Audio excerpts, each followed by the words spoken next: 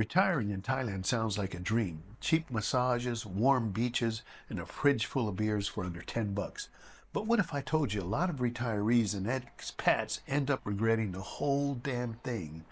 I've seen guys roll up here thinking they've cracked the code. 6 months later, broke, sunburned, and arguing with immigration over a visa they forgot to renew. In this video, I'll break down the biggest mistakes retirees make and how you can avoid turning your retirement dream into an expensive midlife crisis. You've seen those YouTube videos, retire in Thailand for $1,500 a month? Yes. If you live like a monk who hates air conditioning and enjoys noodles every damn meal, want your Western comforts, that imported cheddar, and that fancy gym membership add up fast. And oh, don't forget those surprise expenses, like the emergency flight home because your ex found out you're living with someone half your age. Here's what you do. Track what you actually spend back home, then compare it to reality here. Do a trial run in Thailand first before you sell everything and decide to move here. Thailand's not a one-size-fits-all. Bangkok's for the city slickers who love traffic, sky bars. Chiang Mai's for the digital nomads who drink oat milk lattes and talk about crypto. Pattaya, let's just say if you move here and get married within the first month, that's not a wife, it's a lease. And it's an expensive lease at that. And speaking of commitment issues, why do so many retirees land in Thailand and within 6 months they're buying a condo? Guys, if you wouldn't propose on the first date, why the hell are you dropping 6 figures on a condo before you even survived a full hot season? In the book, The Psychology of Money, Morgan Housel says, financial success isn't about how smart you are, it's about how well you control your emotions. And trust me, I've seen more emotionally driven financial disasters in Thailand than I can count. Buying a condo too soon is a perfect example. It feels like security until you realize you hate the area, you overpaid, and now you're stuck trying to sell a property in a market that moves slower than a timeshare in hell. Here's the best advice. Rent first in several different areas, learn the area, figure out where you actually want to be, then maybe think about buying a condo. Visas here aren't set it and forget it. Thailand immigration changes rules more often than some guys change girlfriends. Thinking you'll wing it with visa runs? That game ended years ago, buddy. Show up without the right paperwork and you'll be on the next flight home and it won't be in business class. Or worse than that, you'll be denied entry to Thailand for like 3 months, 4 months, 6 months, up to a year.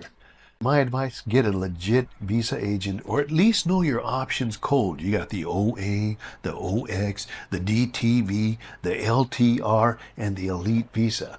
Think of it like protection. Better safe than deported. Thai hospitals are fantastic, but they are not charities. You break a hip or worse, pick up some mystery bug from the street food roulette, and I've been there, and suddenly your budget retirement looks like a hospital fundraiser. For expats over 50, I recommend Luma, Pacific Cross, and Cigna as great options to get coverage. And here's the tip. Get insured before you even land. And don't cheap out. The future you will thank you when your back goes out from trying Muay Thai at 65. I'm not saying don't do it. I'm just saying do it with caution. Okay, so a lot of retirees show up here thinking Thailand's going to welcome them like the second coming of George Clooney or Richard Gere. It doesn't work like that. At first, the solo life seems great. You're waking up whenever you want, eating whatever you want, and there's no one nagging you about your beer belly. But give it 6 months and suddenly your only social interaction is the lady at the laundromat, the tuk-tuk driver who knows way too much about your nightlife habits. Trust me, being that old and lonely guy at the bar is not a personality trait. If you don't make an effort to meet people, you'll end up like one of those expats that spend every evening at the same bar, drinking the same beer, telling the same "I used to be a big deal back home" story nobody believes. Here's some options. Join a gym. Yes, even if you're over 60, join a gym.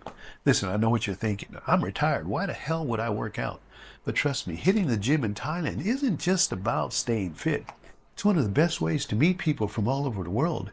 And when I say people, I mean Expats who are also desperately trying to reverse the effects of too many Chang beers and late night pad thais.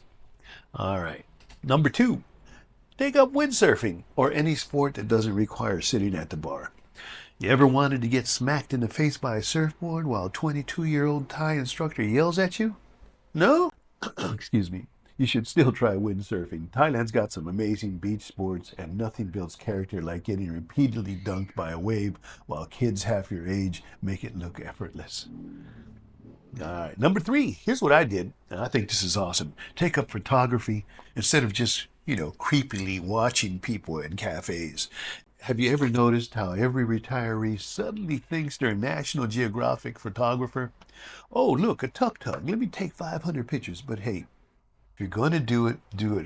At least do it right. Thailand is insanely photogenic. So get a decent camera, learn how to use it, and maybe even take a photography class where you can meet other hobbyists who also need an excuse to talk to people. All right, here's a good one. Join a chess club. Yes, nerds have more friends than you do. Here's a wild thought. What if instead of drinking all day, you actually used your brain? Crazy, right? I know, but chess clubs in Thailand are a real thing, and you'd be surprised how competitive these guys are. Plus, it's a great way to socialize without having to small talk about the weather for the 100th time. Option 5, this is a favorite of mine too. Take a healthy Thai cooking class so you don't die from instant noodles. Sure, you could keep eating street food every day until your stomach finally stages a rebellion. Or, hear me out, you could actually learn how to cook. Thai cooking classes are a great way to meet people, while also pretending you're the next Gordon Ramsay. Plus, nothing impresses a date like whipping up some homemade pad thai instead of pointing at menus at a restaurant like a caveman hoping for the best. Yeah. Here's another one of my favorites. I've got 3 favorites. I love this one. Hire a Thai language teacher, preferably one of the opposite sex who's half your age. If you want to survive here long term, learn Thai. And no, ordering beer in broken Thai doesn't count. You can do the self-study route, but let's be honest, it's not as easy, it's not as fun as having a nice, beautiful Thai teacher. So hire a Thai teacher, preferably someone young enough to make you feel ancient, yet smart enough to roast you for your terrible pronunciation. Remember this, you're not fluent until you accidentally insult somebody's mother. All right, retiring in Thailand, final tips and must-know resources. Subscribe for real talk about expat life. Get my Thailand retirement checklist. Links in the description. And in the description are some other links, so resources that you can use at no cost to you. All right, take care. See you on the next route.